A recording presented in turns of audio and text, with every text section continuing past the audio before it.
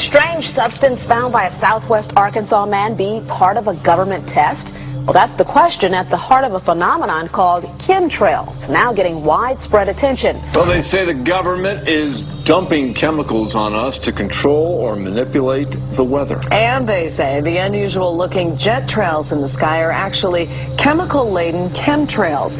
People say the government is up there in airplanes spraying all kinds of chemicals to change or manipulate the weather, leaving what you see there, and they call that a chemtrail.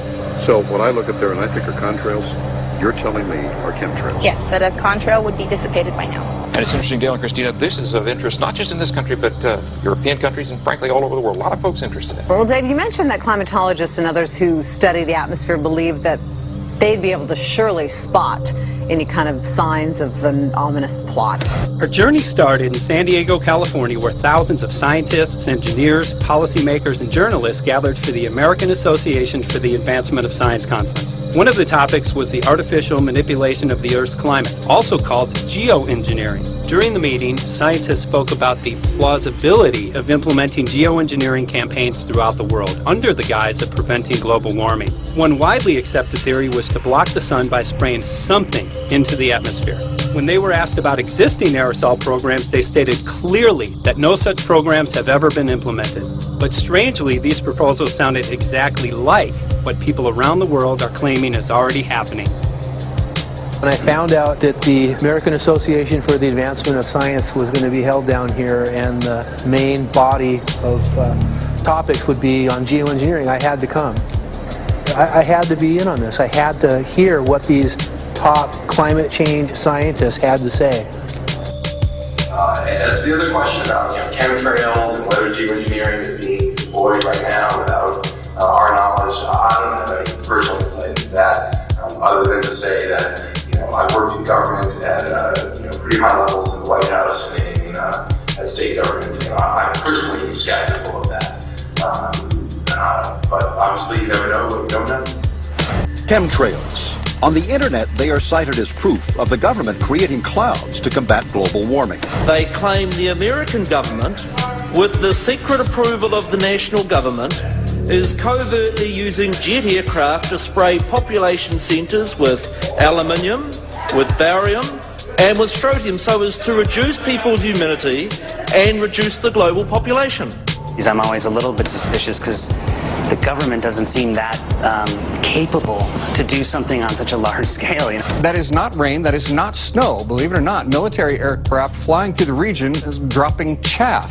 Small bits of aluminum, sometimes it's made of plastic or even talicized paper products, but it's used as an anti-radar issue, and obviously they're up there practicing. Now, they won't confirm that, but I was in the Marine Corps for many years, and I'll tell you right now, that's what it is. And what happens here, military jets, some come out of Key West Air Force Base, and they move off into the atmosphere, and they drop mylar strips. Some could be a little wider, some are small glass fibers that are coated in aluminum. And what the Air Force does is they take their military jets and they dump these out of the aircraft, they fall into the atmosphere, and some take as much to a day to fall down.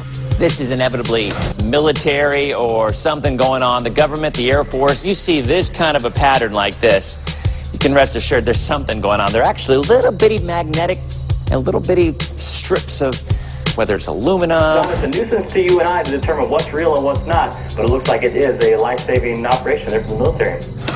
The apparent motive behind this conspiracy theory is one world government. Order, I cannot hear. Mr. Speaker, I want to assure the House that both my ministry and my colleague, the Minister of Health, who have received correspondence on this issue, that this conspiracy theory does not have an iota of truth, and that the trails observed from aircraft simply come from jet engines. Question number 9. Order. And I think what an appalling example it is of the new Foreign Affairs spokesperson for the Labour Party that she's spreading conspiracy theories about the United States government. I think the House has heard sufficient. It is called geoengineering, fighting global warming by putting a chemical dust in the atmosphere and reflecting harmful radiation back into space. We take geoengineering to mean deliberate, large-scale intervention in the Earth's system. There are a variety of schemes that have been discussed for geoengineering. A classic example is injecting reflecting particles into Earth orbit. Nevertheless, there might be some good reasons to think about alumina. It turns out, first of all, there's been a lot of work on the environmental consequences of alumina in the stratosphere. The big deal really is that alumina has 4 times the volumetric radiative forcing for small particles as does sulfur. And that means you have 4 times less surface area for the same radiative forcing. And this is a much bigger deal. You'd have roughly 16 times less the coagulation rate, and that's the thing that really drives removal. So you could get away, we think, with much smaller mass fluxes. So that's why we see things like in the used aircraft patent from '89, they talk about aluminum. And that's why we're seeing in the surface water samples aluminum. And here's David Keith saying that aluminum has 4 times the reflective volume surface area. So they'd like us to think that we're talking about sulfur, but here they slipped up and let it out that aluminum is 4 times better to achieving their ends, and it sounds like it's going to be one they don't want us to know the effects of. The little picture is from a nanofabrication study, which shows you can make very high quality, and do this in just a jet in a very simple way, make high quality alumina particles just by spraying aluminum vapor out, which oxidizes. So it's certainly in principle possible to do that. There's a big literature that's already looked at that. And you could do that by either building new versions of these aircraft or even re-engineering existing aircraft. So there's some ideas about, so you go to an engineering firm and you want this done. They don't say this is hard or unusual. They say, okay, yes, we could do it. Aerosol geoengineering looks like it is so cheap that the cost is basically not going to be an issue. That means that implementation decisions will be risk-to-risk decisions. The risk of doing it against the risk of not doing it. And it makes the problem of how we govern it fundamentally harder and different and novel. So I've told you that it's cheap to deliver materials to the stratosphere, and I'm convinced that's true. I don't think that will change. But I think the more we do research, the less easy this will look, the more complicated the environmental effects will look, and that's a good thing, because right now it looks too easy. So I think that if we do more research, we're likely to find out that it's harder and more complicated than we thought, and that the side effects are harder to manage, and that's a healthy outcome that will make it easier to do the management. Of course, the opposite reaction is possible. It's an empirical question, how people will actually react to knowledge about this. Another reaction is to say, if these crazy scientists are so concerned about putting CO2 in the atmosphere, they want to think about these things, then that might actually mean we should be more serious about the risks of CO2 in the atmosphere. And by the way, it's not really a moral hazard, it's more like free riding on our grandkids. And by the way, it's not really a moral hazard, it's more like free riding on our grandkids. Numerous air quality studies, including from CARB, California Air Quality Resource Board, have named submicron-sized particulates as being particularly harmful for human respiration. Through all the discussions today, I have not heard any mention of this fallout, and has this been studied, and also the effects of a highly reactive metal like aluminum on toxifying soils and waters? The question is, what would be the effects of these materials on human health if they came down into the stratosphere, in particular small particles and aluminum? So the collaborators of mine working on the aerosol scheme are actually folks from Carnegie Mellon who focused on human health impacts. And while we haven't published it, that was the very first thing we did, was do the order of magnitude calculation in level pencil and paper, but with an expert on human health impacts about whether there could be an issue. And for aluminum or other particles, there are a lot of toxicological things that need to get looked at seriously. But if you're just thinking about the sheer number of particles and the human health impact of small particles, the answer is, well, we haven't published it. That was the first thing we looked at with some of the leading experts who do epidemiological research on human health impacts, and it's not even close to being an issue. So 10 megatons of aluminum dumped into the atmosphere would have no human health impact. So let me be more careful here. To separate out the toxicological, so the alumina we've only begun to research and published nothing. Alumina we've only begun to research and published nothing.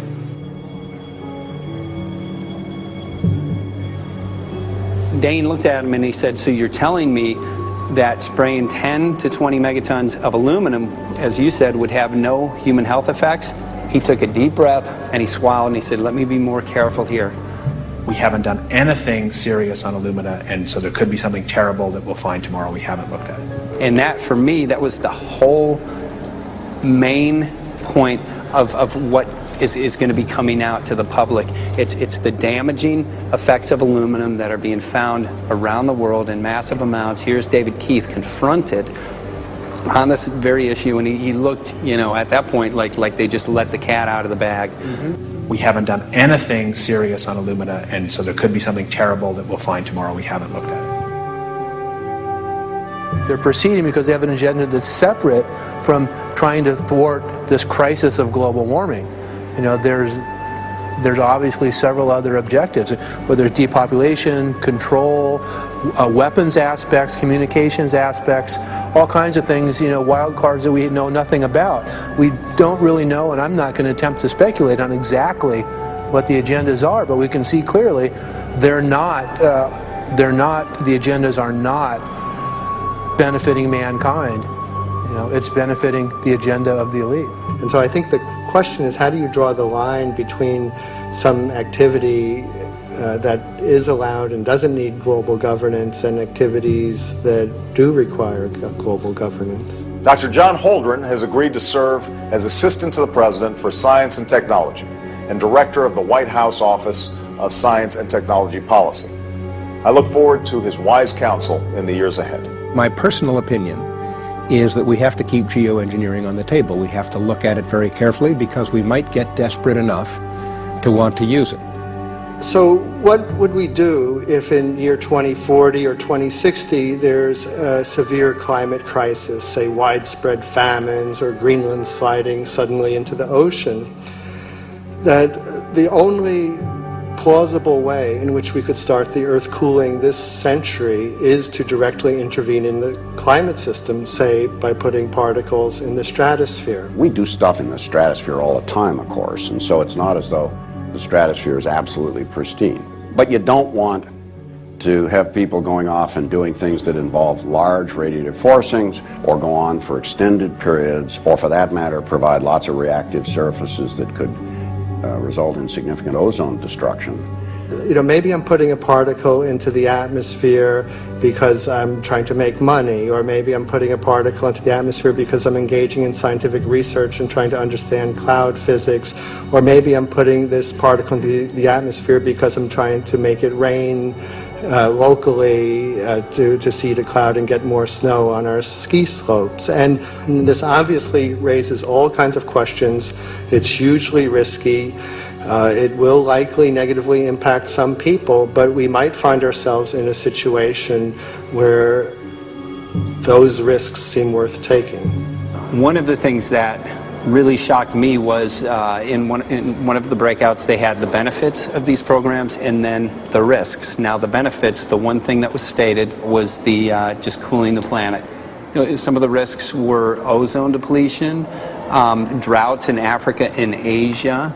I got to tell you, I came away from this experience after listening to these scientists for 4 days of symposiums, really concerned, because it's clear now that they are justifying, rationalizing, and looking to legitimize some really, really horrible impacts, further impacts on our environment. And they're basically formulating the sales strategy and the implementation and oversight strategy and the funding strategy. After San Diego, I was shocked by the programs that had been proposed. I decided to write about it. That night when I finished, I sent the article to an online publication with my email address attached. When I woke up the next morning, my inbox was flooded with responses from around the world. Why? Because I had just broken the story on aluminum in geoengineering models, which I had no clue at the time that very few people knew about. Now this metal, aluminum, is being found in massive quantities way above normal levels all over in rain and soil and snow. After that, the calls started pouring in from people who were desperate for someone to investigate. That was the fuel that started the film. Before we started filming, we had the opportunity to sit down with one of our favorite authors and documentarians, G. Edward Griffin, to find out what he knew about the subject.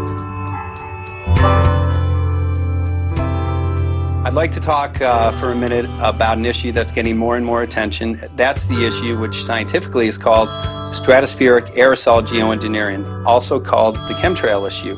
I'm very aware of the chemtrail versus contrail controversy. As far as I'm concerned, it's an open and shut case. I have been watching the development of jet travel from its very beginning. I used to live near the Los Angeles airport. Remember when the first jets came in and landed, man, they made a big noise. We never heard a noise like that before. And we used to go down and sit at the end of the runway and watch these jets come in and take off because it was a novel experience. I've been watching jets all my life, and I know about jet contrails. I've watched them. They're vaporized moisture, ice crystals, and they get out there in the atmosphere, and then they effervesce and evaporate and then disappear, and you can see them. The plane moves along, and the little white trail follows right behind it, and usually about 10 or 20 lengths of the plane or thereabouts, and then it's gone. And you can still see them that way, by the way, once in a while. So there goes a contrail. These other things we're talking about are not at all the same phenomena at all. These planes go by, and they billow out this white smoke, and it covers the sky from horizon to horizon. It doesn't dissipate at all. And they crisscross each other. And you see this thing cover the sky and turn it milky, and then people start having trouble breathing, and then you hear stories about the aluminum and barium deposits that they're picking up and the residue. And you put it all together, and I don't see how anybody who's got their eyes open and their mind open can come to any other conclusion but that somebody is spending a lot of money and effort to spray the planet. The question is, why? I have my own theories, but I hope that there will be some good investigative reporters go out there and get us the answer. I know that whenever it's finally discovered, and it will be, the people who are doing it will undoubtedly say, oh, well, we did it for you folks. It's for the greater good of the greater number. It's for the society. It's probably to prevent global warming, or maybe it's to inoculate people against some kind of a dreaded biological attack. We can't go around shooting everybody in the arm, but we can spray them and save their lives. You see how good we are? We're doing it for the benefit of society. I know they're going to, whatever it is, they're going to say it was for your good, but mine. Think if we had the ability to steer hurricanes, and the hurricane was going to slam into New Orleans.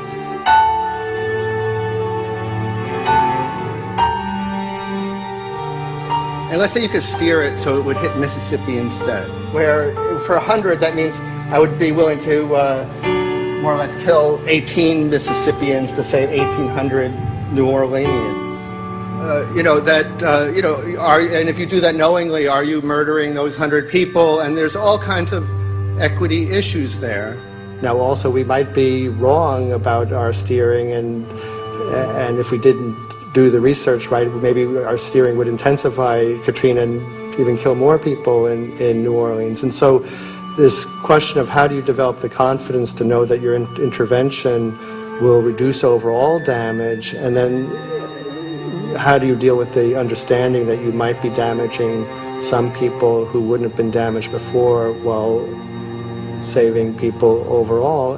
The spraying appears to be mostly in NATO countries. I've seen it here in the United States, I've seen it in England, I've seen it in Scotland, I've seen it in Canada, and I've had reports from people who live in France. There's a grouping, there's a political grouping here of some sort. It's international in scope. It's not just an American phenomenon, it's international.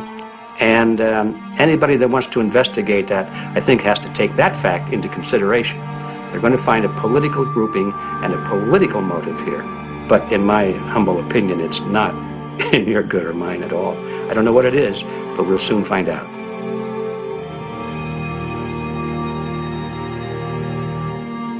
I'm sure that if you follow the old advice, which is follow the money, you'll come to the answer sooner or later.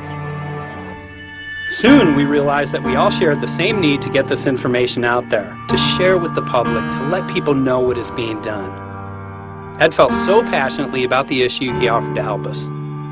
Well, the main thing now, since it looks like the budget is going to be met, is to get it done well. We don't come off the tree knowing any answers at all.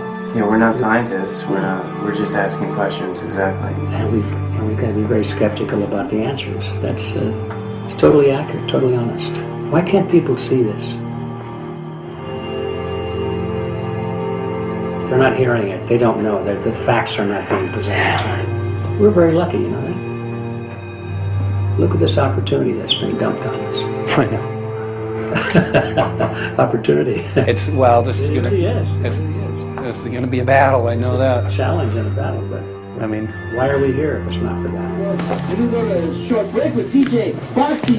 I go to get home tomorrow, so it's going to be you for the moment. I'll call him again. So. Sounds good. I saw the sky crisscross with chemtrails, and I can't remember if it was in LA or if I was on the road, but I had looked up one day and I thought, look at that. That's not the flight path, man.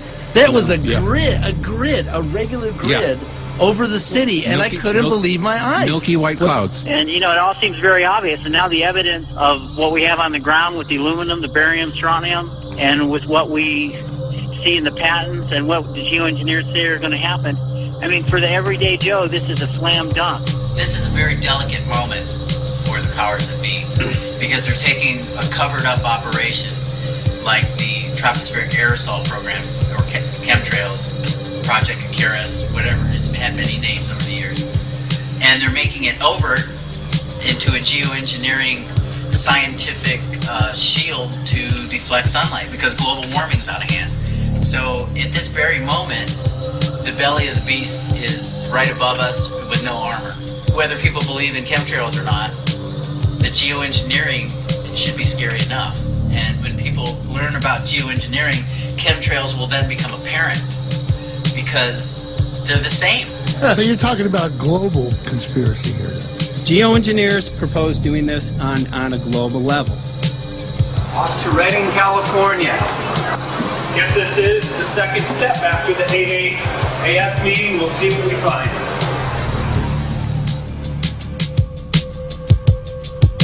Right here in Northern California at Dana Wigginton's house. He owns over 2,000 acres overlooking Lake Shasta. He told me about some of the challenges that they're having up here. Let's go and talk to Dane. We'll see, you know, what's going on his property. We'll see what he's going through, and also what action he's taking based on the test results that he has.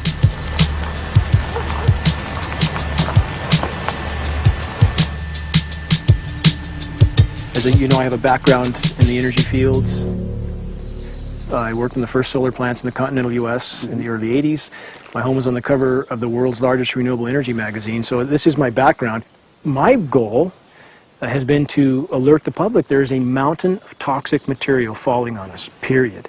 Before about 5 years ago, our skies were typically blue, and now you see it's covered with lines and haze, and virtually nothing you see on the horizon, nothing you see in the sky above us is a natural cloud. I mean, it is virtually all the remnants of these aircraft lines that you see fanning out, spreading into clouds, artificial clouds, but the sky is a very dirty look to it. There's not the white cloud blue sky that we had only a few years ago, but it looks like there's some sort of massive industrial activity or forest fires burning over there, and we see that typically every night. You see, even down to ground level, the clarity drops off significantly, and we don't see that except for the days when we have these long, lingering trails that spread and cover the whole sky, and on certain days you can see these trails actually dropping vertically like a veil. We assume the particulates are descending, and we have the test to prove that we are being inundated with levels of aluminum and particulates that are literally tens of thousands of times what would already be considered high. So we're not talking about exposure to a slight percentage higher of these toxic materials. We're talking about quantities, for example, off the side of Mount Shasta. If you can pan back, that's a landmark in Northern California, considered to be a pristine water source. Aluminum or snow sample off the side of Mount Shasta tested 61,000 parts per billion. This is just ordinary snow water, and people are drinking this stuff when they're hiking on the mountain. And remember, government action is required at 1,000. This is 61 times over the government limit, and our hikers are drinking this poisonous water on Mount Shasta Mountain itself. Barium, 83. Strontium, 383. So this summer, the people climbing are drinking poison. Basically. I certainly wouldn't want to drink 61,000 micrograms per liter of aluminum. And again, we've already seen in 5 years soil pHs in this area that have escalated 10 to 12 times, and we can prove that conclusively. Well, this is not speculation. We can prove conclusively that these metals have been in the rain. We have duplicate samples. Bachelor of Science in Forestry, International School of Forestry at Missoula. Master's in Zoology, specialized in aquatics. And 35 years with the U.S. Forest Service as a wildlife biologist. And before that, several years with the USDA Soil Conservation Service as a soil conservationist. Also have run the botany programs, range and grazing programs. And I continue that today. Right now I do a lot of master gardener consultation work. When I started this garden back in about 2005 or so, the pH here was 5.5, 5.6. This is the old soil survey of the county. You can look at the page right here. This is my soil right here. It's a Dietz 125, 126 here at my house. And here, the soil reaction pH should be between 4.5 and 6.0. And over there in the pure mud, it's even a little darker. It's 6.8 right there. And what can this do to plant life and ecosystems?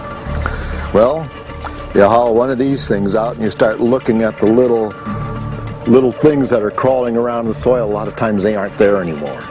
The little soil arthropods that you can barely see on a microscope, you can actually see movement with this. Little tiny macroscopic, look like little moving pieces of dust. Those start to go away. They're not gone entirely, but they start to go away. This is black oak acorns. You know, this is pieces of cedar wood. You know, come on, folks.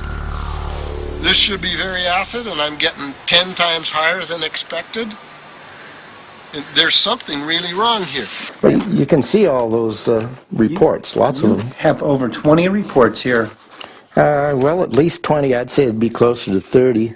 All revealing dangerous amounts of aluminum and barium. You know, the science is there that something funny is happening. And the naysayers say, well, so what? Isn't neutral good? Well, no, neutral's not good. Neutral is not good. If your soil is supposed to be 5.6, it should stay 5.6 if you want the forest to be healthy. And if you want to grow a good garden, you have to keep your pH around 6.0, 6.5. I think that we just need to wake up and just look at what's happening, because we can't just ignore it, because it's going to get worse and worse if we just keep ignoring it and pushing it away like, oh, that's nothing. There was mason jars, and they were brand new, sterilized, and that's what we catch the rain in. And then there was a HEPA filter that we tested the air with. Okay, so you caught rain and then you basically filtered air. What did you find? Aluminum and barium. Here's another test that's revealing 375,000 parts per million aluminum, barium at 3,090, and strontium at 345. Yeah, that's from a lined pond. With EPDM fish-safe pond liner. There is no chemicals, manufacturing materials at all in that pond liner that's available to the aquatic life. It's designed for that purpose. The well that feeds this pond has been tested and retested. ND, no detectable aluminum, 0. The only other place this pond can receive water is rainfall. We are located on a filtered, forested hilltop, miles and miles and miles away from any industry, highway, and so forth. After several heavy spray days, there was a film that we received formed on the surface of the water, and we tested that crust, and it was surface of the water, and we tested that crust, and it was aluminum and barium. That after a year and a half's accumulation had 375,000 parts per billion of aluminum in it. It's literally toxic. We can say conclusively that what we see in the sky matches expressly what's outlined in numerous patents, and the materials on the ground match those patents. This material was not there 5 years ago. It is a recent phenomena in the quantities it's in. It has escalated in some cases 50,000% in 5 years in the case of aluminum. From our original baseline reading of 7 parts per billion, which was already high, it has escalated up to 50,000% in 5 years. So we've seen profound changes in that time. Dr. Leonard Time, PhD in chemistry, I cross-checked with him, and he says the oxides of aluminum, barium, and strontium will drive your pH into the coastal, from an acid soil like this up into the neutral. There's no question about it. And that's exactly... That's exactly what you see happening. Wow. I have a doctorate in inorganic chemistry from Oregon State University, in which I was working with different metals and oxidation states, and then did a postdoctorate work at Brandeis, where I was working stabilizing off oxidation states of different metals. The goal is to sort of figure out how everything fits in the dynamic equilibrium of life. I was working with Francis up in Mount Shasta, and he showed me some rainwater analyses that had to do with levels of aluminum, strontium, and barium in the atmosphere. So I feel the major toxin in these chemtrails is the aluminum. And from the levels we were looking in at Mount Shasta, this is totally, totally unacceptable. When you get to metals and biological systems, you're no longer talking about the bulk aluminum that people think about when they're drinking from soda pop cans and that. So once it gets to the aluminum oxide stage, it just forms a plaque within your arteries and shuts down life. When you take elements that normally aren't out in the environment and you start putting them in the environment, it raises some serious red flags. Aluminum is a very specific nasty in biological systems. It takes that site and it never lets go, and it shuts down the site, and that's it. And so as you accumulate aluminum over time, it causes major neurological damage because it ends up as aluminum oxide that's essentially stuck in place and can't be flushed out by normal systems. At the core of everyone's condition, there's always some level of toxins. And aluminum is known to have cancer-causing effects. The half-life is decades. I think that we should be working on taking more of these toxins out of our environment instead of adding more toxins in. It's very concerning that if we add more toxins to our environment, that will be increasing the rates and risks of cancers. Even one patient is not worth it. So sad that they would consider putting aluminum in our environment to affect something when they could be causing so much more damage.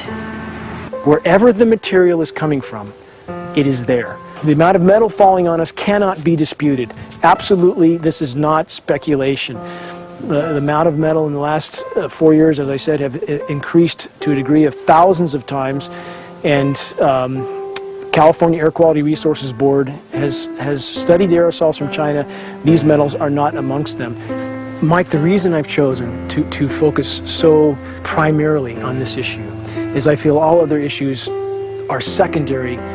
What could be a greater priority than not being able to walk out your door and take in a breath of air without sucking up heavy metals? If our land base is being poisoned, if our waters are being toxified, what will we have left to work with? Whatever we choose to focus our time and energy on, whatever our political beliefs, that this is a common ground for all of us. We must have air that we can breathe that's not full of toxic chemicals and metals. We must have water that's not completely laden with whatever is being emitted from these aircraft.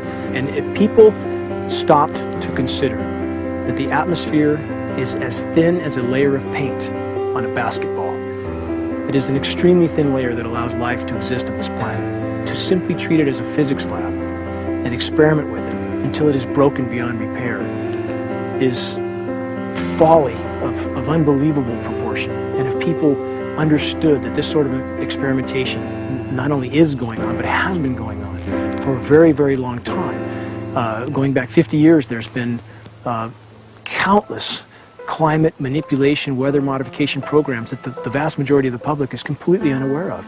And if they think that this is not true, that certainly that somehow they would have known if it was occurring, I would ask them to look at things like Agent Orange and the things that governments do because they can, because there's no one to stop them, because they have these huge military machines that want to control everything. And in fact, the government's own document, perhaps you may have seen, it's available to any online, is called Owning the Weather, an expressed goal of our government, and not just our government. He told the Associated Press that the American government has created weather tampering techniques so that the New World Order will be able to starve millions of Americans and to control the rest.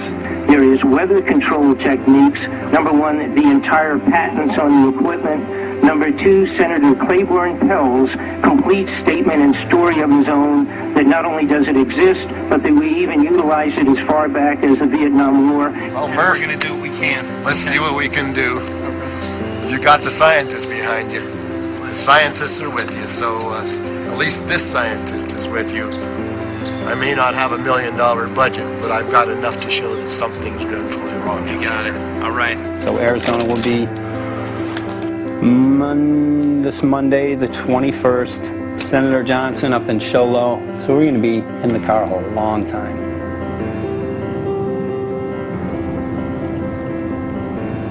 Well, it is such a pleasure. This is such an excellent place back here, I'm telling you, Michael. But you know what? We love it. It's so private and it's so quiet and peaceful. And please come in. My name is Karen Johnson. I served in the Arizona State Legislature for 12 years. I was in the House for 8 of those years and in the Senate for 4 of those years. When you see a plane fly overhead, there's a trail that leaves the end of that plane, and it goes from one horizon all the way to the other as the plane flies across, and it begins to filter out and cover more and more of the sky in kind of ripples. It widens out and fills the whole sky. I mean, how could anybody think that that was the case? And then to live and to be underneath that and know that whatever is in that is falling down upon you and upon your animals and upon the earth. And I mean, it's frightening to me. And if people don't start really waking up and facing the fact that we've got people that are doing terrible things to us, and we had better wake up and fight back now. I mean, I'm the mom of 11 kids. I've got 35 grandkids. I mean, I've got a stake in this. I care about what is going to be left for my children. I care about it, and I'm extremely worried about what is going to be left to them.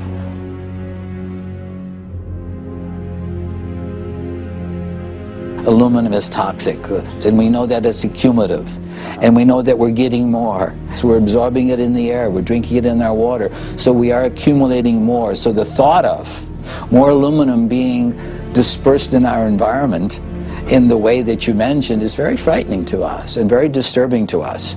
Those of us who have done any research on this are really quite concerned that we are ill-informed about this issue, and mostly that it's being done.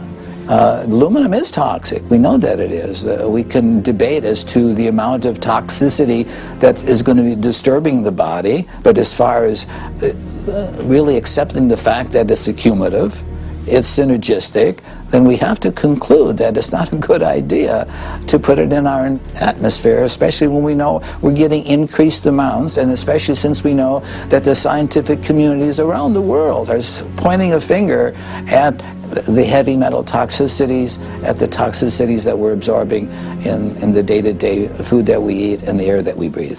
The concern is off the charts about why is this happening? Why is this being allowed to be sprayed continually all over the United States, all over the world?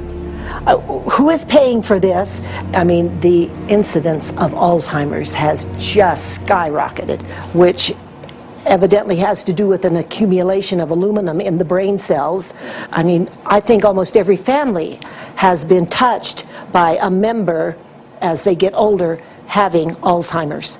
And it's a horrible disease.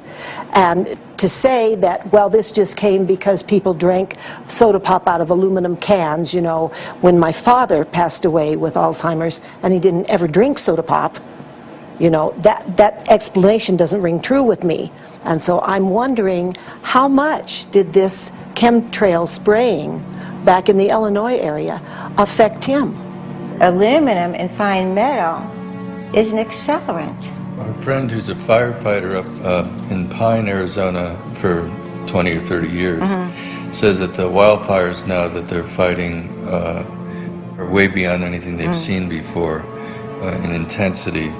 And when you look at the air samples and you see the fine particles of aluminum, which is very flammable, and magnesium settling on the trees, this is causing unprecedented savage wildfire. But if you look at this, you can see these are parts per million. They sent this to me, and I just found this to be extremely interesting because we should have like 2 parts per million of aluminum in our air. And this is saying that there's 39,000 parts of aluminum. That's astronomical. Barium is high. I mean, these are way off the charts of what people should be breathing or what's coming down on them. And, you know, if people wonder why their health is deteriorating, why they're having to go to emergency rooms, why they can't breathe, you know, why they're getting Alzheimer's, this has been planned. We have elites, I don't know what you want to call them, one worlders, Illuminati, I don't know, whatever you want to call them. But with these people that don't care about the average person.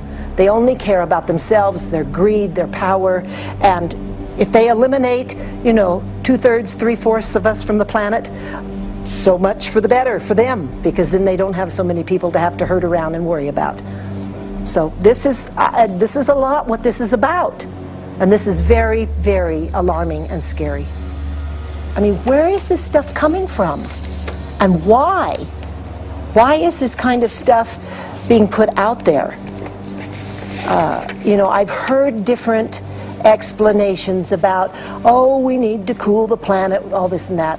But if people are up there trying to cool the planet, why do they need all this kind of stuff in it? The explanations just never have really rang very true. And as I'm setting up the equipment, she looked at me, she said, all these trees here are dying.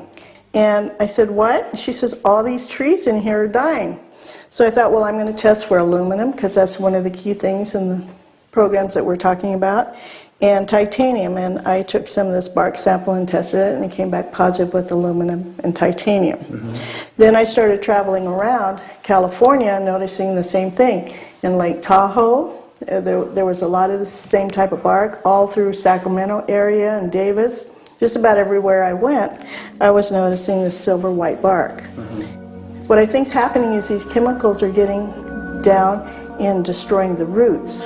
And then as they come up, they're going out into the bark.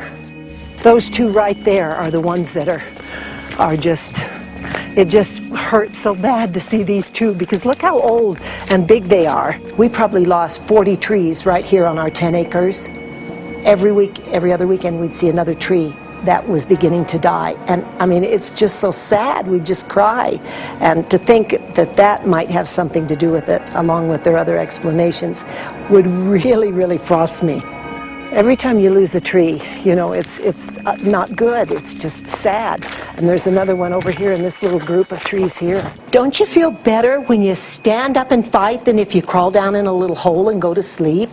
You know, I mean, my gosh, people, your families are out there, children are out there, your grandchildren. I mean, you've got to do something to help.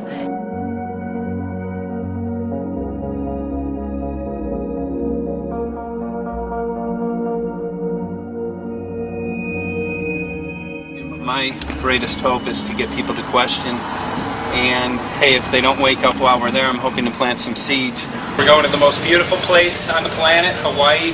Surface of the water. To see what's going on, collect some data.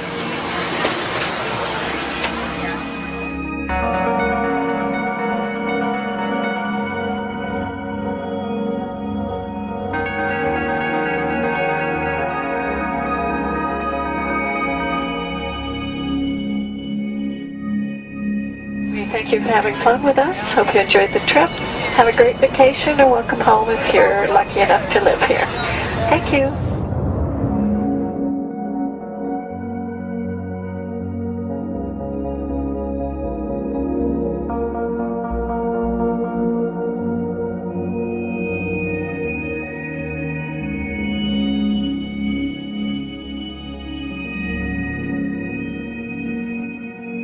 The whole valley's off the grid, so it's either solar, wind, or generators.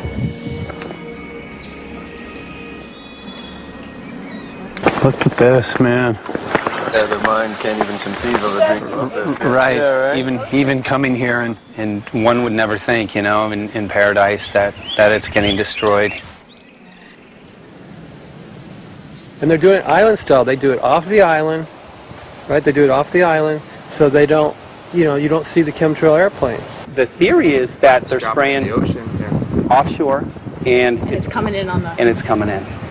Now these are coming from the west. They're also spraying on both sides today.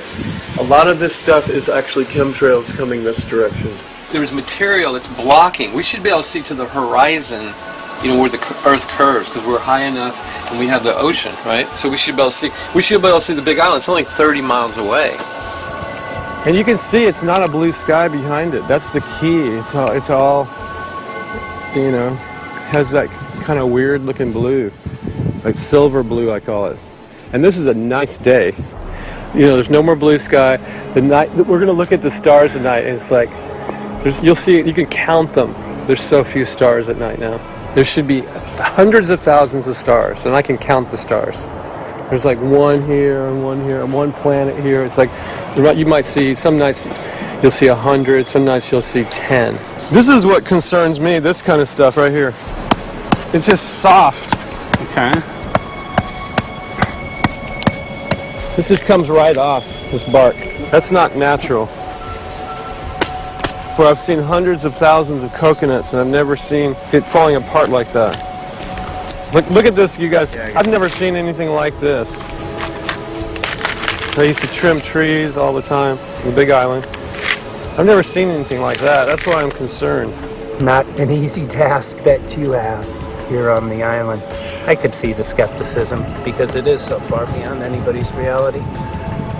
It's amazing. It's just amazing to try to look through somebody else's eyes. Like my eyes, I can see this, so it's like night and day. And other people, it's just the illusion is just so deep. What do you think would happen if everybody awakened to what was going on and what the plans were of geoengineers? I think they'd have a revolution in Hawaii. If people really understood what was going on. What's your concern for? I know that you love the land here. What's your concern about the chemtrails? Well, that we won't be able to live here and grow our own food, and that our health is going to be compromised. Do you think it already has been? Yes. And the thing is that they're doing it every day here, every day. So it's hammering, micro doses every day. And then, of course, it's getting in the environment, and of course, it's weakening the plants. And it takes a couple years for this to actually weaken the plant. So we are asking for GMO taro. We're asking for GMO papaya because we can't grow our natural seeds. We can't be sustainable. We can't truly, you know, be here as God created us to be. So my friend convinced me to do a hair analysis on my daughter. So we went ahead and cut close to her scalp and got some really recently grown hair and sent it in. I was just sure that my daughter's hair was going to be so clean with the lifestyle that we live. And lo and behold, it came back and her levels were really high in aluminum. This is the chart here. This is the reference range, and this is where my daughter is. 23.1. Aluminum.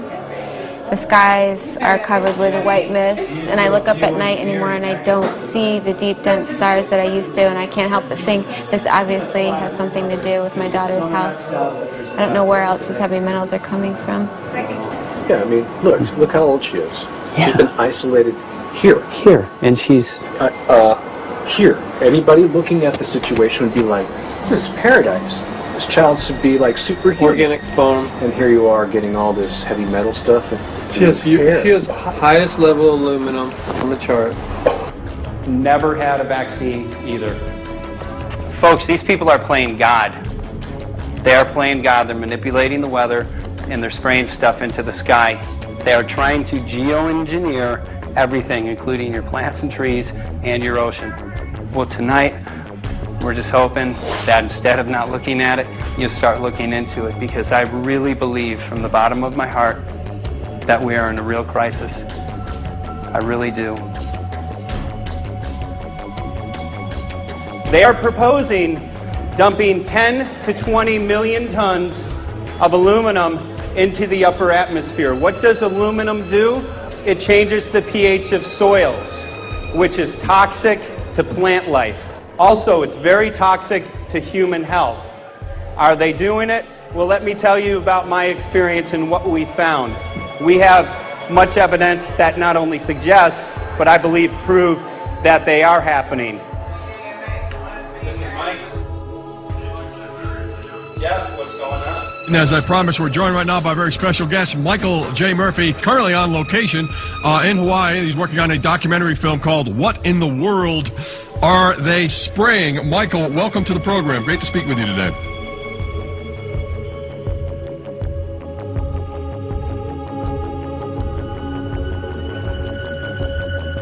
I had a friend who recently, he's always looking at things from a different perspective. He's a bit of a conspiracy theorist, you know. And he says that whenever the president comes to LA, there's no spraying that week. Could you have a better place for an interview? I mean, look. Well, this is being done over our farms and over our things. So basically, they want to eliminate our ability to eat organic food, have clean water. So in some ways, it sounds to me like, and you know, again, it's just a projection, but it sounds to me like this is control. How do we control the masses? Yeah. How can aluminum be good for you in any? And what was the second chemical you mentioned? It's barium. Barium and aluminum. Obviously, those are toxic to everything. To human health. To human health, to farms, to animals, to everything. 61,000 parts per billion. And there should be a government alert at 1,000? At 1,000, people are drinking this. People that climb the mountain, they're drinking that snow. It's poison. Oh my God, that's so disgusting. So that's 60,000 times above regulation. Exactly. 60,000 times above regulation. And I've talked to friends, and they're like, well, that's just ice. That's just condensation. And I'm like, you can talk to a second grader. Ice doesn't float in the sky and spread out that way, you know? You're not an expert, but you're a concerned citizen who said, wait a second. Who's actually doing the research. Yeah, you're doing the research, and that's what we need to do as Americans and say, you know what, I want to know what's going on. I want to know what the FDA is doing to my food. I want to know what the government's doing with my air, my water, and the soil. And, you know, it's just great what you're doing, and I just, my kudos to you for bringing light to this subject. Put all of the theories aside, just what geoengineers are proposing and what's being found is scary enough. So we can just address that. And I encourage more people to just step up and ask questions and do what he's doing. So thank you, Michael, very, very much. Aerosol spraying aluminum affects everywhere, and we have a beautiful tropical climate which I believe might be in jeopardy. So we wanted to not only come and bring the message of what people were finding around the world, but encourage people to test for the aluminum, strontium, barium. Essentially, I think it was an effective trip. I saw a lot of people here in Hawaii, in Maui, awake and not only curious but willing to look into this deeper, and that's my only hope. This is one of the boldest moves, I think, from Ed Griffin yet.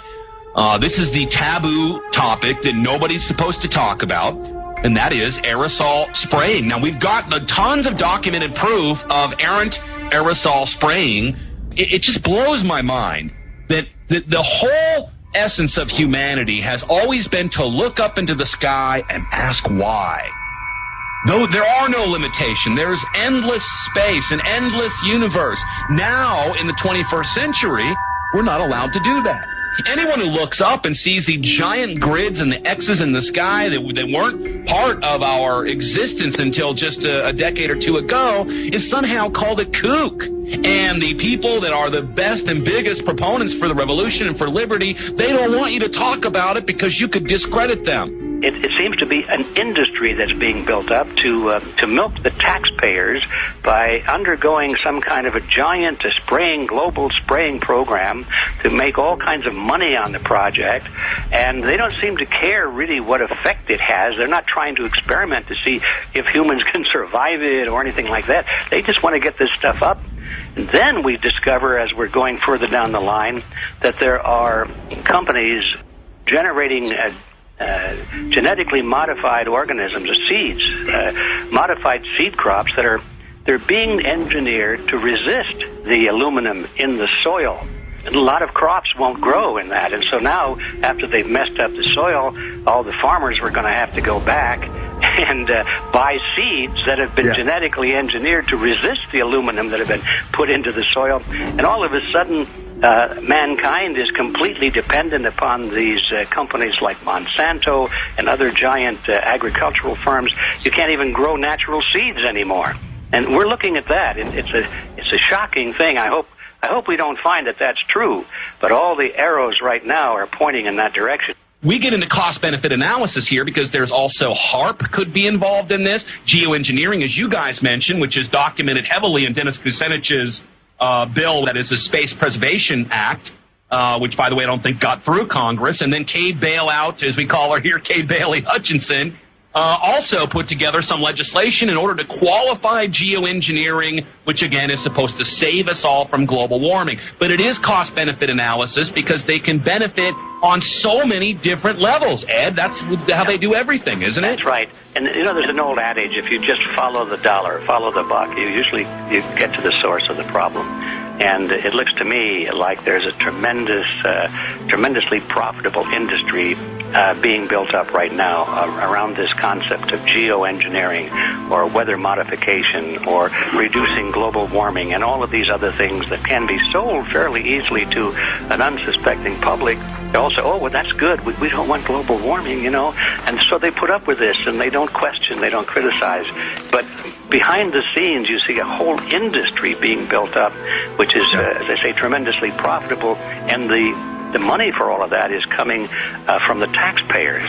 And it's a scam is basically what it is. We're just focusing on the one area that is real easy to prove. There's no speculation in the area that we're going into. They definitely are doing this geoengineering. They definitely are talking about it. They're working up formulas for it. They're putting together strategies for it. They've got funding for it. Everything is in place. We don't even have to go into those other areas to make the case. Okay, let them believe that, but at least they must understand that there's no question that they're talking about it and planning to do it.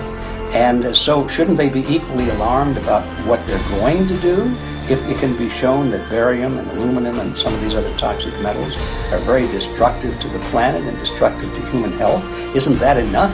How many issues do we need to crank into this? And so, if you're going to kill the planet and kill the population, do we need any other reason to be alarmed? What in the world are they spraying? Thank God people are asking this question. That's all we want. We just want to be able to ask these questions. Our good friend G. Edward Griffin, all these years, Mike Murphy and Paul Wittenberg are doing this great effort with your help. This is a community effort to get people real information. What in the world are they spraying? Any final quick comments before we're out of time? And my only final thought is that we asked the question, what in the world are they spraying? And we now know what it is. And folks, you're not going to like it.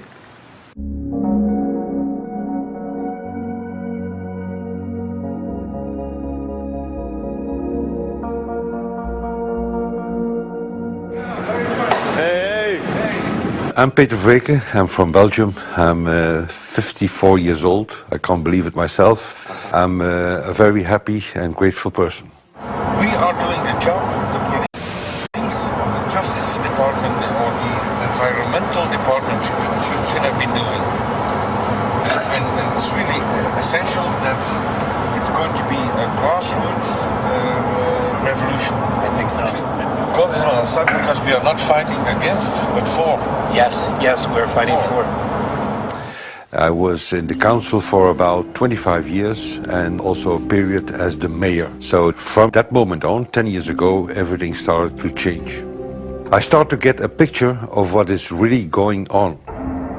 And it became crystal clear to me that we, humankind, have been manipulated and dominated and exploited for centuries. So, and this chemtrail phenomenon made me angry because I was so helpless.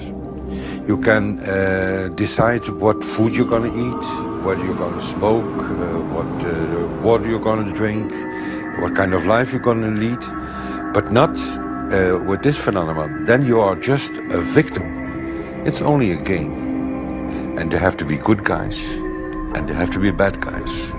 And luckily, we are in the position to be able to play the role of the good guy who has the chance and the opportunity to overcome. The 3 days that we shared with them, my heart just dropped because it was such a beautiful way to live and such a peaceful way to live.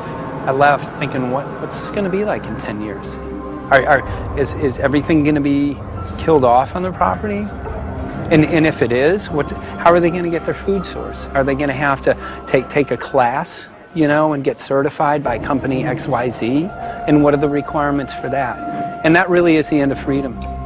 I'm concerned about that. I definitely, I really am. Yeah. I learned to say everything is now as it has to be now. And everything is going to be okay. It's going to be all right. It's going to be okay. Yeah. Yes. I have this deep feeling that in the end we will prevail because we have the right on our side. The cosmos is helping us. And I have this strong feeling that we are being supported by entities and by forces we can't even imagine.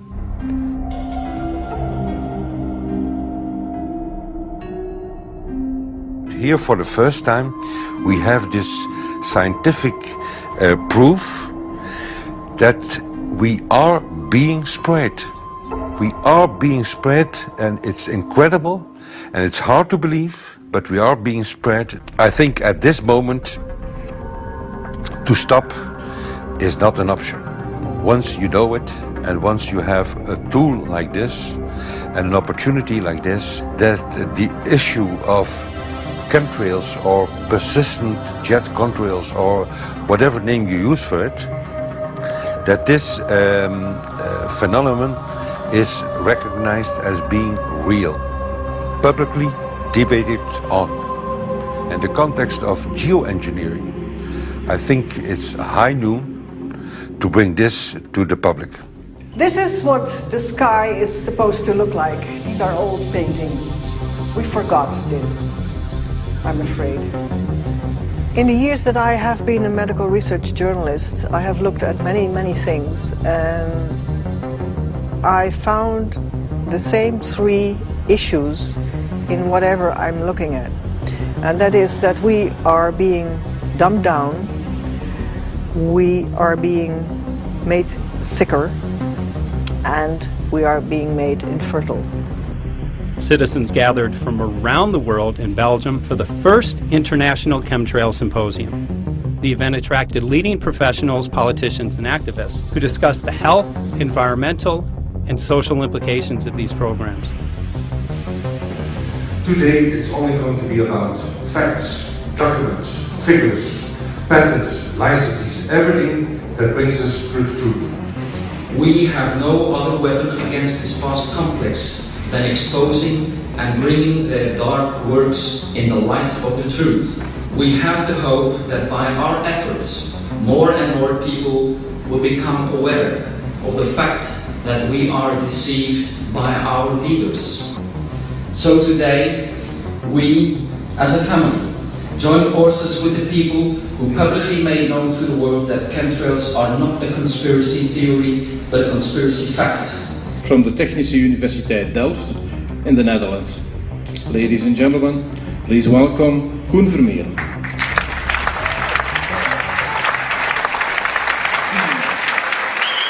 Well, I'm Koen Vermeeren. I'm a university professor of Delft University of Technology. Usually people are with their heads to the ground in their own two-dimensional space and they don't look up. But if you do, you see more and more spaces like this. And it worried me too. I have no explanations to our students about these phenomena. And then I studied it myself and I found out that I couldn't give them the answers they wanted, because I think that the phenomenon is not natural. It's not natural what is happening, and the explanations that are given to us are not enough for me. If you look at them from a scientific point of view, the first thing a scientist does is trying to explain something. Because I'm smart and my students are not as smart yet, so I have to give them answers to questions. But if you ask most scientists honestly, they cannot answer all your questions. If people are using climate control all over our heads, I want to know about it. I want to know the consequences, I want to know the health impact, I want to know everything. I need, as a teacher in my university, to give answers to my students. And they have good questions. And I don't have the answers, and I want to know. Excellent. And we should discuss this. Ladies and gentlemen, for here you in the auditorium and for all over the world, Michael Murphy.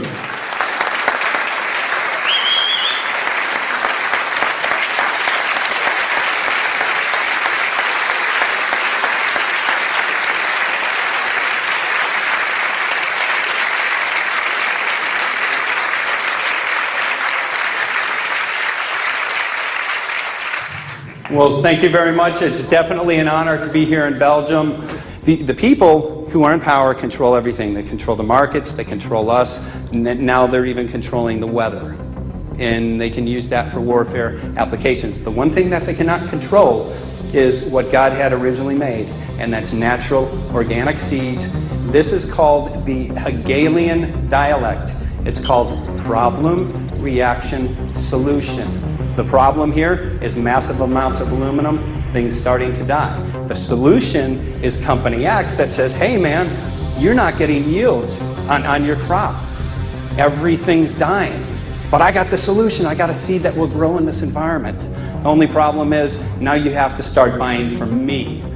We're a little concerned that maybe part of this agenda could be to kill off anything that's natural and organic and re-engineer it with aluminum-resistant GMO seeds.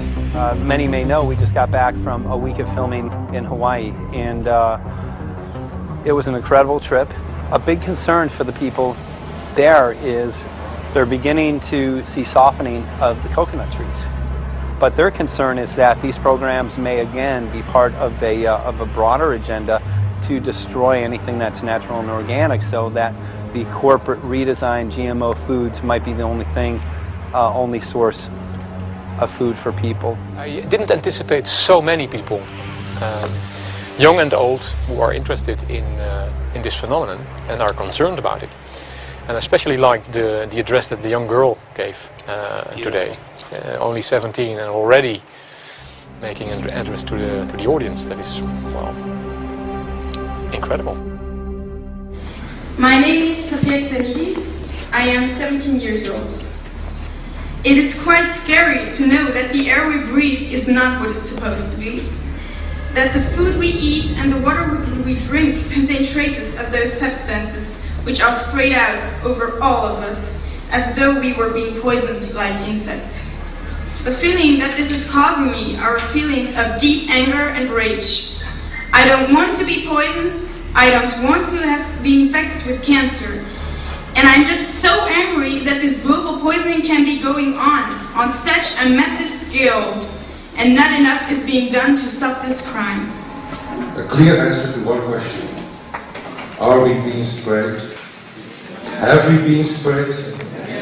And is it their intention to spray again and again?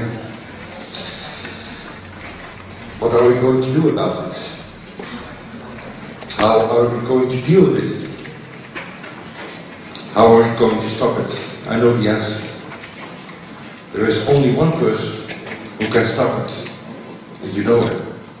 You are.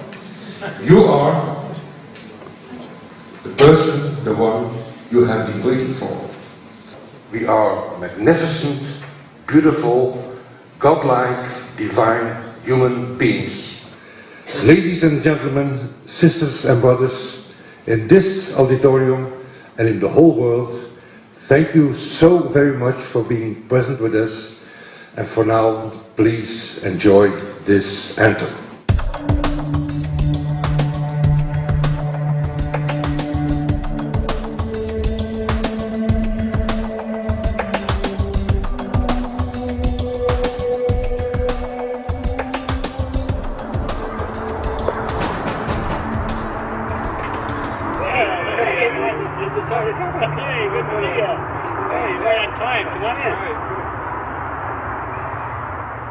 So, anyway, I'm glad that the weather's been good for you fellas so far.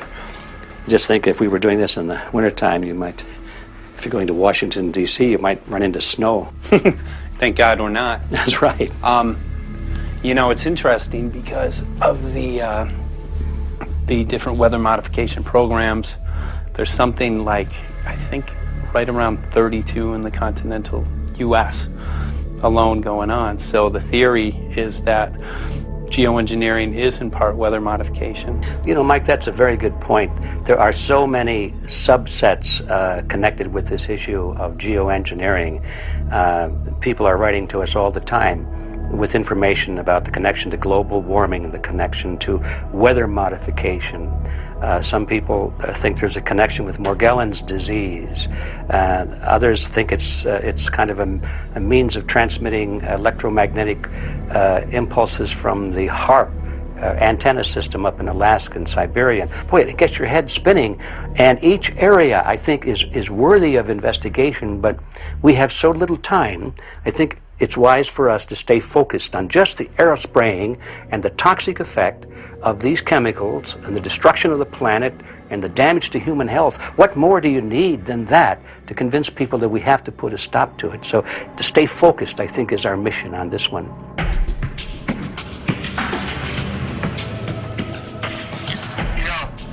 Jeremy, we had an idea. We know that you know the political system real well.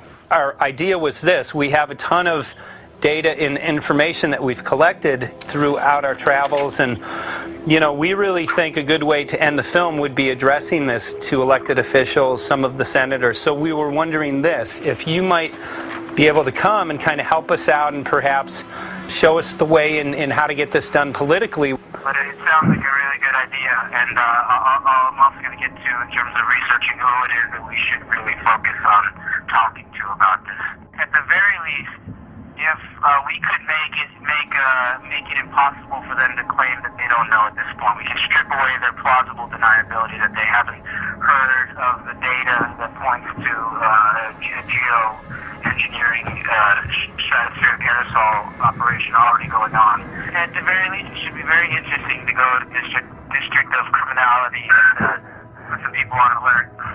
Yeah, you have a lot of enemies in Washington. That's where all the power comes together and the money, you know. So there are people there, I'm sure, that just don't want us to do this job. But I'm glad you're going, and you'll find out.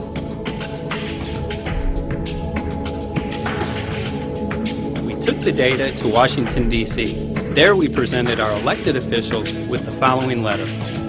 According to the 5th article of the Bill of Rights amending the Constitution for the United States of America, no person shall be deprived of life, liberty, or property without due process of law. But the daily spraying is depriving all persons living within the United States of life, health, liberty, and integrity of our common and private property without due process of law. As a representative of the people of the United States of America, we insist that you do everything in your power to protect us and immediately put a stop to geoengineering spraying at once. There exists no justification, legal or otherwise, to poison the planet and its inhabitants. Now suppose that space aliens arrived on, maybe they're going to land at the UN headquarters down the road here, or maybe they'll pick a smarter spot. But suppose they arrive and they give you a box, and the box has 2 knobs. One knob is the knob for controlling global temperature, maybe another knob is a knob for controlling CO2 concentrations. You might imagine that we would fight wars over that box, because we have no way to agree about where to set the knobs. No global governance, and different people will have different places they want it set. Solar engineering is like chemotherapy. No one wants it. But we all want the ability to do chemo and to understand its risks, should we find ourselves with dangerous cancer. How long does it last up there? The lifetimes are years. What, years? A couple years. And then it what, precipitates out, or Yeah, that's correct. no toxic side effects that we know of? The thing we always wonder about is the unknown unknown. Yeah. So if you're thinking about, say, the acidification, it's clear that's not a problem. There's several studies that showed that. Right. But of course the concern here is with so little research, there may be some unknown that comes out of left field that bites us. My name's Mike Murphy. I'm a filmmaker in from Los Angeles. We're covering an issue called geoengineering. Okay, thanks guys. Senator, a question about the issue of geoengineering. I'm afraid I don't know what you're talking about. And wondering if you were supportive of geoengineers' proposals of spraying 10 to 20 million tons of aluminum into the atmosphere. I should really get a briefing paper on it before I give an opinion. Oh, not a problem. Are you aware of the issue? Not completely. At all? Because, okay. Do you have a letter from constituents, and people have concerns? Yeah, what's it? We're making a documentary about the I don't know. You guys have credentials to be here? Yes, yes, we do. We pass through security as well. Endowed by our creator. I think so. Please don't touch that. Please don't touch my property. You're lying. No, why? What did we lie? What did we lie about, sir? No, we're not. What are we lying about? Lying about That was a little unusual, huh? I haven't heard that. Okay. You're not aware of it? And it appears that these programs have already been deployed. You know, I haven't looked at that proposal, and so, you know, why don't you let me review it? I can do that. Are you aware of? Actually, I'm going to go. Yeah. Let me go ahead and get that. I will take a look at this, and I will act accordingly. General, this program, this openly covert program of the aerosol spraying, stratospheric aerosol spraying, geoengineering, using tons of aluminum, spraying it up in the sky. I have no idea what you're talking about. Okay. Commonly called chemtrail, sir. When you were the head of NEMA, did you see the aerosol trails? Mike Murphy, filmmaker in Los Angeles. Hi, sir. And we're covering an issue called geoengineering, and wanted to know if you're supportive of geoengineers' proposals.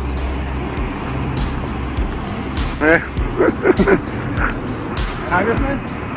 Hey, Congressman. I'm wondering if you're supportive of geoengineers' proposals, which is dumping 10 to 20 million tons of aluminum into the atmosphere. Pardon?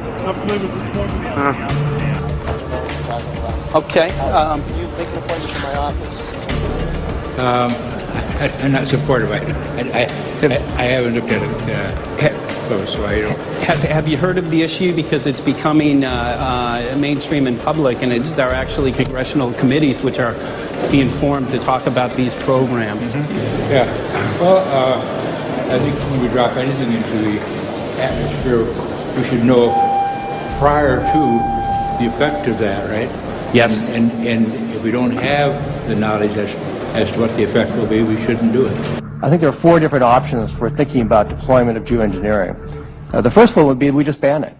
I would argue that one does not want to get too firm a restriction in place on small-scale studies early on because it'll tie the science hands.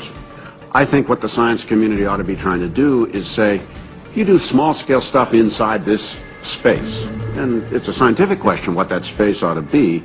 There shouldn't be a lot of oversight and restriction. Congressman? Excuse me. Hi, I'm Mike Murphy from Los Angeles, covering an issue called geoengineering. These guys are running from the geoengineering issue. I wonder why. I'd have to talk to my staff. I don't know what your details on that are. Have anyone made you aware of the issue, or? Sir? Congressman, your committee talked about geoengineering last November. Are you in support of those proposals? I'd love to give you a paper. Geoengineering? You know nothing about the geoengineering issue? Never heard of it. They call it geoengineering, but Yeah, I never heard of it. It's nothing I've ever heard anything about. when we looked up in the air today outside DC, we saw this stuff going on. Quickly, have you heard of geoengineering? No. The proposal is to shoot 10 million tons of metals into the air. This committee, Science and Technology, covered it for the first time. No. No, I've never heard of it. So we were very concerned. How you doing? I'm fine. So what? We spoke with Congresswoman Watson's office, and her press secretary, Ms. White, was familiar with Representative Kucinich's Space Preservation Act, which mentioned chemtrails and the weaponization of the atmosphere in space, and then it was pressured to be taken off the bill. Did you see the aerosol spraying going on today over the Capitol?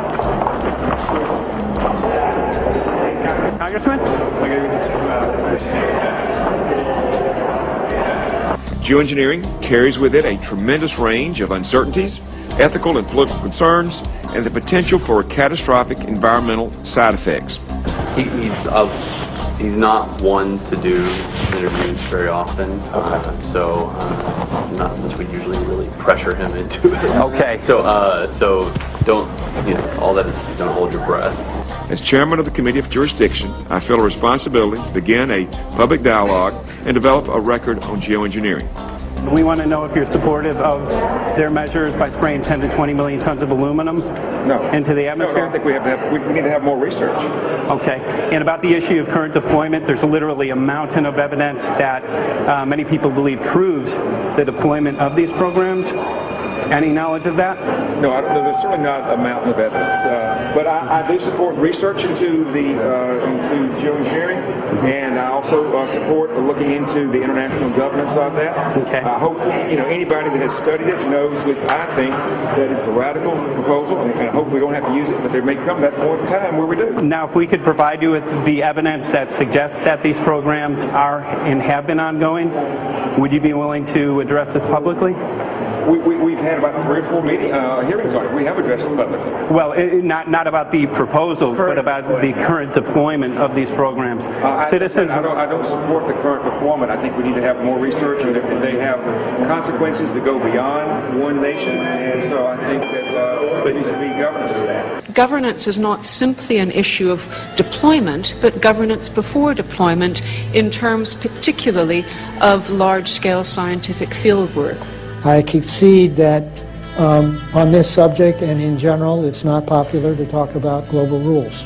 And when these people started talking about the need for UN Security Council oversight, a supranational environmental security enforcement with a strong mandate by the UN, it really is clear that they're looking for a global power behind the manipulation of the environment. But I do think it needs to be sort of an international kind of treaty that does tie and bind all nations into a common fate. It is a common fate. And unfortunately, it's not just big governments that could do this. It is small governments. It is billionaires probably could figure, I'm going to save the world all by myself, and I won't bother to mention it. How do we decide when there's a planetary emergency? Whose hand is on the thermostat? How do we decide when to start it? There's no way to do that right now. And what if we do start doing it, and then by some problem with the technology or with the will, that we can no longer do it? In a year or two, the aerosols will come out of the atmosphere and temperatures will shoot up at a rate much faster than it's going up now. And it's that rate of change that's hard for us to adapt to. So once we start it, we'll be sort of locked into doing it for a long, long time. And so that, and with basically no end in sight. Boeing would pursue this to make a profit, right? I mean, the financial motivation to do this. Let's see. So let me not speak for Boeing. Is that allowed? Okay. Yeah, well, it is what it is. No, but it's someday if the U.S. is going to decide to do this stuff, they're going to look to a company who can do it, and you want to be positioned. Boeing would rather be get it than Lockheed Martin. So certainly we have an industrial base that helps the country take on technologies and large-scale challenges like national defense. And we do that both for a profit motive as well as, I think, as a national service. So I think it would be truly disastrous if, you know, we discovered a few years from now that there was a black program that some government had stood up to sort of learn on the quiet how to do this. It's pretty clear you can cool the planet, but you will not and cannot bring it back to exactly the same climate state you started with. So you may or may not, and I expect we'll have a lot of back and forth about how useful it is to ameliorate the risks of climate change. I think there's a good evidence it probably is useful, but we don't know. But it certainly can't get you back to exactly the climate you started with. I think everybody agrees with that. Do you think you'll see deployment in our lifetime? let me say I hope not. Al? I would agree. I hope not. I hope Very not. preach. Okay. I see this as something like an evacuation plan. That you build big dikes. Maybe that's the emissions reduction to try to keep the flood from wiping you out. But that if that flood should come, that you'd like a plan for what to do in the event of that catastrophe. So I see these options more as a catastrophic response option and not as a way to reduce risk of everyday climate change. You would advocate mitigating consumption of beef as a means of accomplishing your objective? Yes. How would you suggest going about that? You can't. I mean, it's your job to decide what to tax and what not to tax. Obviously, if you wanted people to behave differently, you give them incentives and disincentives for behavior. But I'm sure that's the answer you wanted to hear, Mr. Smith. If only my time had not expired. Thank you, Mr. Chairman. Because there's literally aluminum and barium contamination found around the world, believed to be from these programs. Like, look, today over the Capitol looks like they're deploying some type of aerosol. Did you see it? No, I didn't, but good to see you. In a James Bond scenario, some rogue rich guy puts some airplanes in the air and seeds the clouds. What is to prevent that? Okay, are you aware of the issue? You do it through the... Are you in support of those proposals? What is your take? I don't know anything about it. I have to get more information. I've got a chair here. Okay, we'll give you a letter on this. Yeah, this is a letter from constituents. Okay, great. Excellent. And many people believe that these programs have already been deployed because mass contamination has been found. Geoengineering programs, stratospheric. Got it. Yeah. Spraying from airplanes. Okay. So what is happening, people from around the world are finding contamination. Let me take care of this and I'll talk to you when I come back. Thank you very much. We see that even though we might make the average temperature of the planet about right, the rainfall patterns change some from today. And some places become warmer and some places become cooler. So there are going to be winners and losers in this geoengineering activity if we were to do it. But nevertheless, as David has said, there are reasons why we might consider doing it. Many people are deeply concerned about it because of the toxicity of aluminum, and it has been addressed to Congress in various committees. Would you take a look at a letter from some of your constituents addressing the concerns? Okay. Can I give you a letter from constituents? Are you aware of their proposals of dumping? Gotcha. Thanks. Well, I'm not familiar with it, so I don't know what they're doing. Okay. Geoengineers are proposing just that, dumping aluminum and barium into the atmosphere. Why would they do that? Aluminum's a precious metal we can use. Well, the stated goal is to actually cool the planet. However, there's a... Sounds strange. Right, exactly. So they're proposing dumping these metals into the air to block the sun, essentially. We're here to find out what members of Congress are. I hope we would have a strong hearing on that before we decide to do. I would hope so. And there's plenty of evidence that not only suggests that these programs have been deployed, because we're finding contamination of aluminum and barium on the rain, snow, and soil. Okay, thank you. Thank you. LA County has seen a 200% increase of Alzheimer's over the last decade. Tons of ground and water samples showing high levels of aluminum all around our state. Why don't you give me all the information you have I have some very good people I will assign it to. And if you get it to Mr. Lavelle, we will He's get got it my to card the and right- send me. Suppose Lavelle. We will He's get got it my to card the and right- send me an email and Yeah. we'll. Sounds we'll great. get it. We'll be in touch. We are Okay. investigating this, and there's literally a mountain of evidence that suggests that these Okay, programs are move going that on. mountain over to us. You Let got us it. take a look at it. And look up, Thank keep looking you. up into the sky, and you'll see some of it. Oh, okay. You will. You can All see right. the aerosols being sprayed out of airplanes quite a bit. So thank you. Yeah, the future of humanity is definitely dependent on it. So we're counting on people like yourself to take some proactive steps. So thank you very much, guys. You're very welcome. Appreciate Thank it. you. Thank you. Right.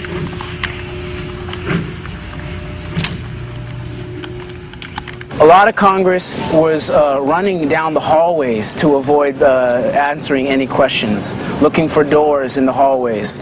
So apparently the war is against all of us, and we're all in a hostage crisis.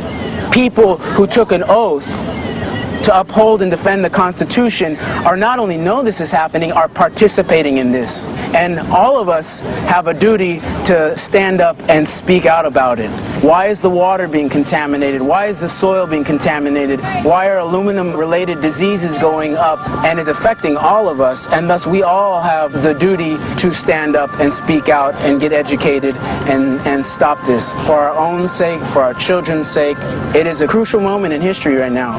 The human beings, we need to decide whether to live on our knees while being sprayed and poisoned every day, while being under a continual threat, or whether we are going to stand up and live as free human beings and seek truth, justice, peace, and freedom for all of God's children.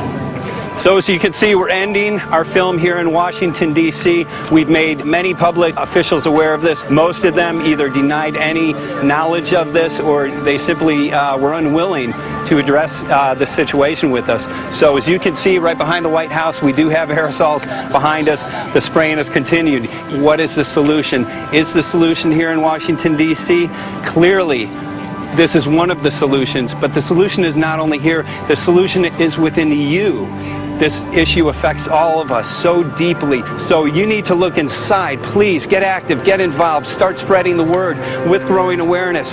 About 90% of the population, we believe, is unaware of this issue, which means 90% of the people who normally might do something if they knew are not doing anything because they are unaware. So please look into your heart, use whatever skill you have to get the word out.